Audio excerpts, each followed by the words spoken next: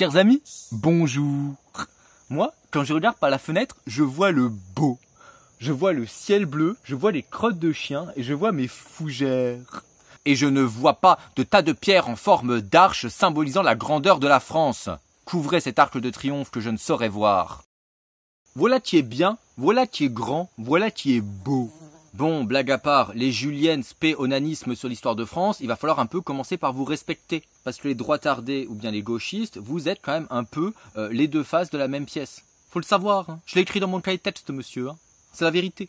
Parce que là où il y a certaines personnes à gauche qui se disent « La question n'est pas s'il y a eu du racisme, mais comment est-ce que le racisme a eu lieu ?» Il y a les mêmes à droite, hein. Les mêmes à droite, les mecs qui sont là « Oh non, la question n'est pas de savoir s'il y a eu une insulte envers l'histoire de France. L'histoire très stylée, monsieur, de l'histoire de France. L'histoire stylée de l'histoire de France, mais de savoir comment est-ce que cette insulte a eu lieu. De savoir comment le lobby antiraciste LGBTQIR Netflix+, a voulu détruire l'histoire de France. Donc vous l'aurez compris, on va parler de Christo et de Jeanne-Claude, donc le duo. Alors les deux artistes sont décédés, elle est morte en 2009 et lui est décédé en 2020, la veille de mon anniversaire. Voilà, on a les références qu'on peut. Oui monsieur, je suis né le même jour que Marilyn Monroe. On a le même anniversaire. Oh ça prouve bien que l'astrologie ça marche. Nous sommes tous les deux aussi beaux. Nous avons tous les deux été prédestinés à être des sex symboles. Et juste pour présenter un peu rapidement les artistes, ils font ça à but non lucratif et autofinancé. Voilà. C'est-à-dire que eux ils vont pas toucher d'argent. Bon maintenant ils sont morts donc c'est un peu compliqué mais vous avez compris, voilà. Eux ils ne touchent pas d'argent en emballant des trucs, en faisant des installations, voilà, ils ne touchent pas d'argent, elles sont accessibles librement par le public. C'est eux-mêmes qui financent donc leurs œuvres avec leurs propres sous monsieur. Et ils ont leur fric en général en faisant des ventes aux enchères où ils vendent leurs travaux préparatoires. Et donc juste en disant ça, on se rend bien compte que les critiques habituelles qu'on peut faire à l'art contemporain ne tiennent juste pas. En tout cas du point de vue financier. Comme quoi ça coûterait cher et tout, etc. Que ce serait juste pour se faire du fric. Et donc là on pourrait se dire que ça empêcherait un peu les petits cons de venir réciter leur poncif habituel sur l'art contemporain. De se dire que le mec qui fait ça à but non lucratif, sans que ça coûte un seul denier à l'État, sans que ça coûte un seul denier aux contribuables. Mais non, on va voir que, non, les gens, ils insistent quand même. Oh, ils sont contents. Et c'est ça le problème avec une réflexion apprise par cœur, on ne sait rien faire d'autre que réciter. Et donc, c'est ce qui est arrivé à monsieur Guillaume Bigot, hein, Bigot le bien nommé, sur la chaîne Front Populaire. Vous savez, la Front Populaire, c'est le truc de merde qu'a lancé Michel Onfray. Et il dit ça. De tout temps, l'art véritable, parce qu'il est révolutionnaire, parce qu'il est surgissement du neuf, dans la forme en tout cas, choque les gens importants, choque les écoles, choque les académies. Or là, c'est l'inverse. Cet art soi-disant transgressif est non seulement le sommet du conformisme et de l'académisme, mais il est presque destiné à choquer le gilet jaune, le sans-dents, le touriste. Et je trouve cet extrait absolument fabuleux parce qu'il oppose d'un côté, tu vois, genre l'élite qui apprécierait l'empaquetage par Christo de l'Arc de Triomphe, et de l'autre, tu vois le peuple comme ça qui a un bon sens, encore un bon sens, un bon goût esthétique, et qui se retrouve insulté. Sauf qu'à un moment donné, moi j'aimerais bien des exemples en fait tout simplement de vrais mouvements artistiques nouveaux qui ont suscité un large engouement populaire tout en choquant une certaine intelligentsia. D'ailleurs c'est bien marrant que lui il vienne dire « Ah oui ça plaît aux élites et tout mais ça plaît pas au peuple, le peuple se fait insulter » sachant que monsieur est diplômé de Sciences Po, d'accord? Monsieur est diplômé de Sciences Po et il est directeur d'une grande école de commerce. Mon gars, vu ton CV, t'as plus ta place dans l'élite déconnectée et tout que du côté du peuple, du gilet jaune et du sans-dents, hein? Mais surtout, j'aimerais bien que ce monsieur nous démontre que les formes d'art nouvelles plaisaient au peuple et étaient rejetées par les élites. Je sais pas d'où il sort ça, lui. Il a peut-être un article, un livre à nous conseiller. Moi, je sais pas, moi je suis à ton écoute, monsieur Bigot, le bien nommé. Parce que oui, moi je vois que, effectivement, les empaquetages de Christo, ça fait réagir. Mais ça fait réagir tout le monde. Donc moi là, je vois surtout un truc qui fait réagir tout le monde, autant des gens, on va dire, de l'élite que des gens du peuple. Et c'est normal. Par contre, on remarquera que ceux qui ont une petite culture artistique, que ceux qui aiment bien l'art, eux, au contraire, ils trouvent ça très bien. C'est bizarre, non? C'est bizarre. Les gens qui s'y connaissent dans un domaine ne sont pas indignés bêtement dès qu'il se passe un truc. C'est bizarre. Franchement, il faut creuser là-dessus. Il faut creuser, monsieur. Et donc c'est ça qu'on va voir dans cette vidéo, c'est pourquoi est-ce qu'il faut éviter de s'indigner pour tout et n'importe quoi dès qu'il se passe un truc. D'accord? Faites d'abord marcher un peu votre cervelle, et puis après vous vous indignerez si ça vaut vraiment le coup. Et il y a un exemple qui me fait bien rire que reprend Guillaume Bigot, c'est l'exemple des touristes. Il dit ça. Vous êtes un touriste japonais, vous avez économisé toute votre vie, vous arrivez à Paris en septembre. Entre septembre prochain et octobre prochain, vous ne verrez plus l'Arc de Triomphe. Le monument parisien va disparaître sous une bâche. Non mais lui il me fait bien rire avec ses touristes, on est d'accord, il me fait rire avec ses touristes. Genre comme si on devait tout faire pour les touristes. Et surtout, est-ce qu'il y a vraiment des masses de touristes japonais au mois de septembre, octobre à Paris en ce moment en pleine période de Covid? Mais surtout, ce qu'en fait les gens ne voient pas, c'est que le touriste, il a l'occasion de voir un truc exceptionnel qui n'arrivera qu'une seule fois dans l'histoire du monument. C'est une opportunité unique, il me semble que ça dure 16 jours, c'est éphémère, c'est vraiment un laps de temps très court, et Christo c'est souvent ça, c'est 15 jours, pas plus. Ça fait que le touriste qui est à Paris à ce moment-là, eh ben il va voir quelque chose que personne d'autre ne va voir. C'est-à-dire que le japonais, s'il a la chance d'arriver à Paris et de prendre en photo l'Arc de Triomphe comme ça, tous ses amis qui vont y aller avant ou qui vont y aller après, ils ne verront jamais l'Arc de Triomphe comme ça. Jamais. Lui, il voit un truc unique que personne ne reverra jamais. Et moi, je vous avoue que je suis un peu dégoûté. Bon, je vais pas souvent en métropole, mais si jamais j'y étais allé, eh ben en sortant d'Orly, je serais quand même allé faire un tour place de l'Étoile pour voir le truc. Parce qu'en fait, c'est là l'œuvre de Christo. L'Arc de Triomphe, je l'ai vu 2, 3, je sais pas combien de fois dans ma vie. Ok, je l'ai vu, voilà, je l'ai admiré la première fois, la deuxième fois je fais ok, ça existe, la troisième fois je fais ok, c'est bien, on va où? Voilà, j'y prête plus spécialement attention. Et moi je suis un touriste, j'habite pas Paris et je trouve que c'est une ville dégueulasse. Et on peut imaginer que c'est encore pire pour les Parisiens. Les Parisiens, eux, ils le voient peut-être tous les jours. Et donc, est-ce que toi, tu vas vraiment admirer un monument que tu vois encore tous les jours? Non, tu arrêtes. À un moment donné, tu passes à autre chose. Tu fais ah ouais, c'est beau la première fois et puis après, c'est bon. Ah monsieur, nous passons à autre chose, monsieur. Et donc elle est là la démarche de Christo, c'est qu'on cache un élément quotidien du décor parisien, on le cache, on l'empacte, on l'emballe, et du coup on va réattirer l'attention sur lui. Là il faut savoir que tu as des articles du monde entier qui vont parler de l'Arc de Triomphe qui est empaqueté. D'accord? Le monde entier est tourné vers Paris, monsieur, vers la France. Cocorico. Et donc même si t'es un gros droitardé, juju pratiquant et tout, l'Arc de Triomphe, tu vas aller le revoir, tu vas te dire, putain, même si c'est pour t'énerver, pour te dire, ah mon dieu, on m'a caché l'Arc de Triomphe, quand même, merde, quand même, c'est le patrimoine de la France. Tu vas reprêter attention à cet Arc de Triomphe-là. Et bien sûr, ça va attirer des touristes, ça va attirer des gens qui avaient soit pas vu l'Arc de Triomphe, soit qui l'avaient déjà vu, qui vont se dire, tiens, j'ai envie de voir ça. Les gens qui n'y prêtaient plus attention vont à nouveau y prêter attention. C'est bien tout l'objet de la démarche de Christo. Donc quant à l'autre, la bigot, qui est bête, mais bête comme ses pieds, qui vient t'expliquer que c'est un peu de la cancel culture, il faut cacher un peu l'histoire de France qui est trop glorieuse et tout, mais il a totalement tort. Eh bien là, en fait, on va faire disparaître, au moins temporairement, l'Arc de Triomphe du paysage. C'est un peu cacher ce symbole de gloire que je ne saurais voir. Dès lors, comment ne pas faire le lien avec ce que l'on appelle la cancel culture? La culture de l'effacement, de la disparition de notre héritage culturel. Parce que surtout après, il y a quoi? Une fois que les 15 jours sont passés, on ouvre le paquet cadeau, parce que c'est ça que c'est un paquet cadeau. D'accord? Et donc, qu'est-ce qu'on met dans un paquet cadeau? On met un truc qui a de la valeur. Donc, si on l'enferme dans un paquet cadeau, c'est qu'on montre bien que ce qu'il y a dedans, c'est de la valeur. Tu vois, si je t'offre un chewing-gum, je vais pas te mettre dans un paquet cadeau. Tu vois, ça a aucune valeur, hop, je te le donne. Par contre, si je t'offre un livre de Bruce Benraham, je te le mets dans un beau paquet cadeau, tu vois, parce que ça a de la valeur. Merde, quand même. Et donc, quand on va ouvrir ce paquet cadeau, ce qui a été caché pourra de nouveau être vu et donc on va de nouveau le regarder. Parce que pendant un petit laps de temps, il n'a pas été accessible. Et normalement, les droitards devraient comprendre ça. Vous savez, vous qui avez du mal à baiser, qui avez besoin de coach et tout pour séduire les filles, ils vous expliquent bien un truc du genre, ouais, suis-moi, je te fuis, fuis-moi, je te suis. C'est pareil. Tu vas t'y intéresser parce qu'on te l'a caché. Tout comme dans Mektoub My Love, les gentlemen s'intéressent aux parties cachées par le tissu de ces jeunes demoiselles sur les plages. Et donc, en fait, si Christo, il voulait vraiment annuler la France, cancel la grandeur française, le mec, il aurait fait ça autrement. Déjà, on voit que c'est blanc. On voit que c'est blanc. Ok, très bien. Là c'est quoi? Il y a du bleu. Et vous le voyez pas sur les photos, mais la corde, elle est rouge. Putain, bleu, blanc, rouge, ça me dit un truc, quoi. Mais je sais plus quoi.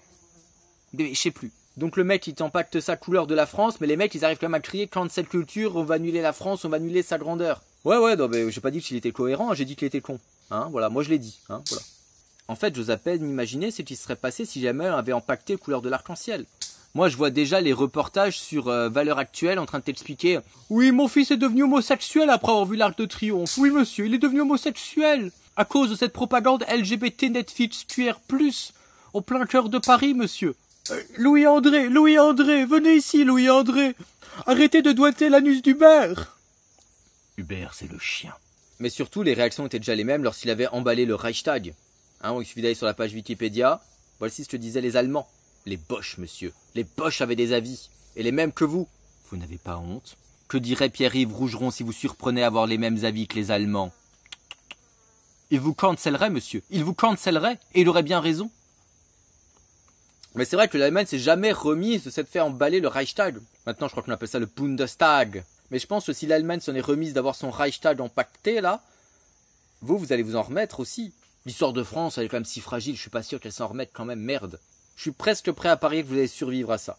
En tout cas, je suis prêt à parier que vous allez en sortir en meilleur état que Juju après avoir fait confiance à son système immunitaire. Non monsieur, nous ne montrerons pas la photo. Mais là, vous allez me dire qu'on n'a pas encore abordé l'élément essentiel, c'est que c'est moche. Mais ça tombe bien, Guillaume Bigot en parle pour vous. Que l'artiste ne pouvait plus rentrer dans une démarche esthétique, ne pouvait plus atteindre le beau, ne devait plus rechercher la beauté, mais au contraire, montrer avoir la laideur. Et depuis lors, il y a une volonté de provocation par le moche permanente. Et là, j'ai une question, elle est simple, c'est toujours la même, c'est en quoi c'est moche? En quoi est-ce que c'est moche? Moi, personnellement, hein, voilà, je vous dis ça, j'aime bien. Je dirais pas que c'est magnifique, mais j'aime bien.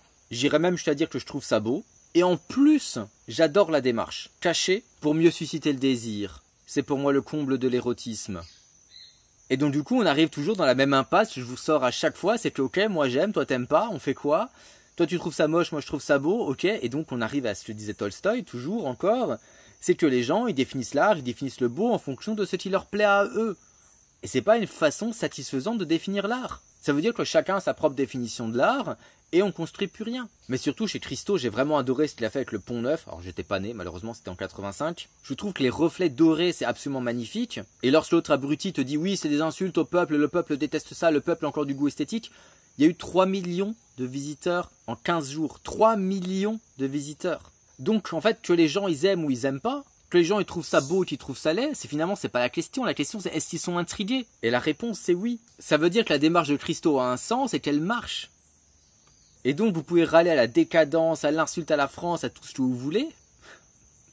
Ça empêchera pas que ça marche. Et que les gens sont intrigués. Et donc la démarche... Et donc ça donne raison à Christo. J'ai des oiseaux qui sont en train de batifoler à côté, c'est pour ça que vous entendez. C'est pour ça que vous avez entendu ça. Voilà. Mais surtout avec cette histoire d'Arc de Triomphe, j'ai cherché d'autres œuvres de Christo et je suis tombé là-dessus, à New York. Ça s'appelle The Gates.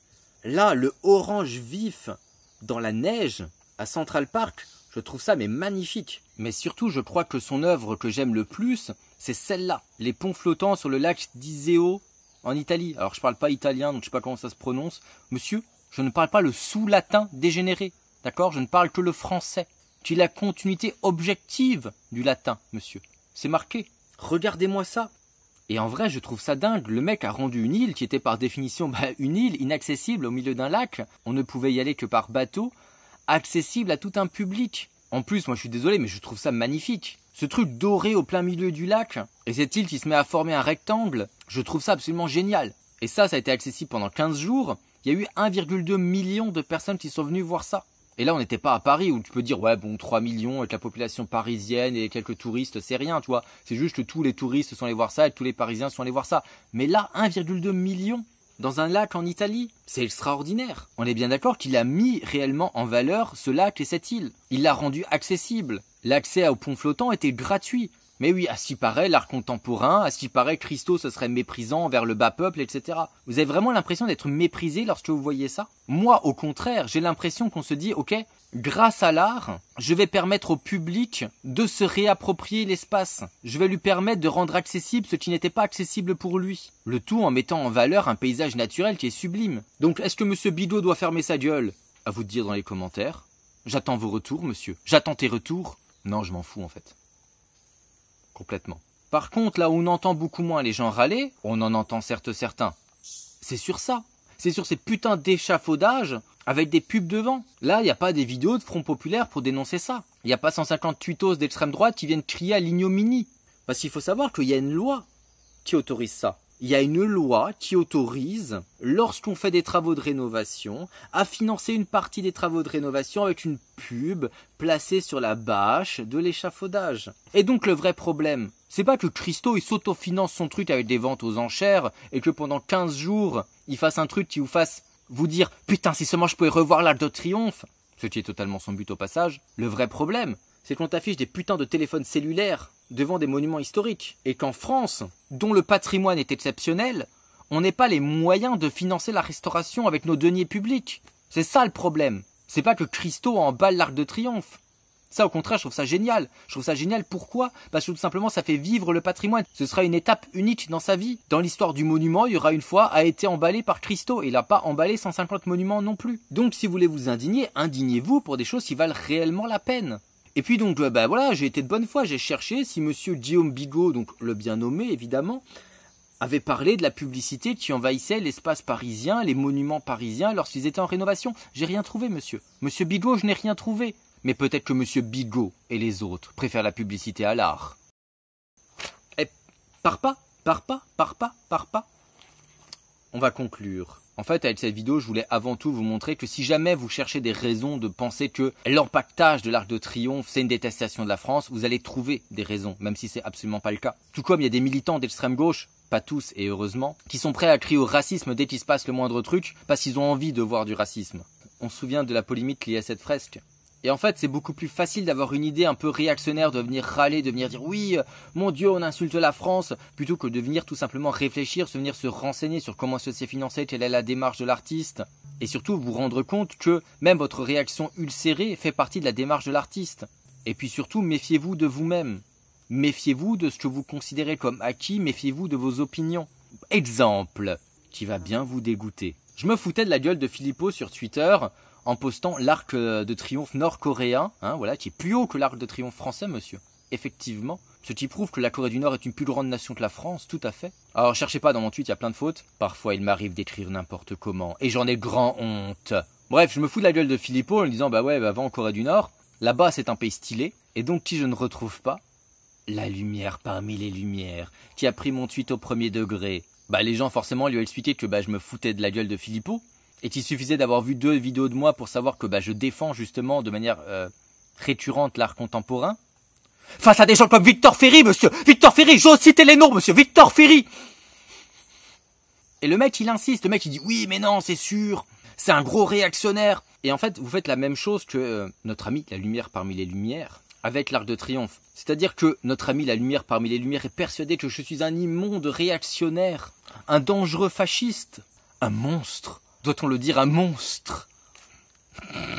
Ça te fait rire. Qu'en fait, le mec va ignorer tous les signaux qui montrent qu'en fait, c'est absolument pas le cas, et va être prêt à être en mode full retard, plutôt que d'avouer que ses idées préconçues sont fausses. Et c'est pareil pour certains avec l'Arc de Triomphe. Plutôt que d'avouer que vos idées préconçues sur le fait que ça soit de la cancel culture, qu'on veut annuler la France, qu'on veut annuler la grandeur de la France en la cachant, en la camouflant, au contraire, ça met en valeur le bâtiment.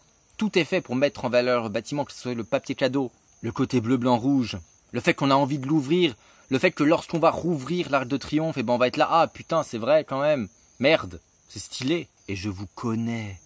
Mais oui, je te connais, toi, derrière l'écran, mais oui, je te connais. T'es le petit con, là, qui m'emmerde parfois à poster des commentaires débiles. Ben oui, je te connais, mais oui. T'as pas envie d'avoir le même chemin de pensée que notre ami la lumière parmi les lumières, quand même. T'as envie de te respecter un peu, d'avoir un peu de dignité, non? Donc méfie-toi. Méfie-toi.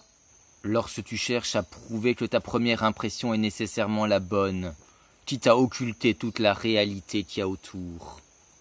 La vérité, très peu pour moi. Je choisis de rester chaste, monsieur. Je prends exemple sur la lumière parmi les lumières.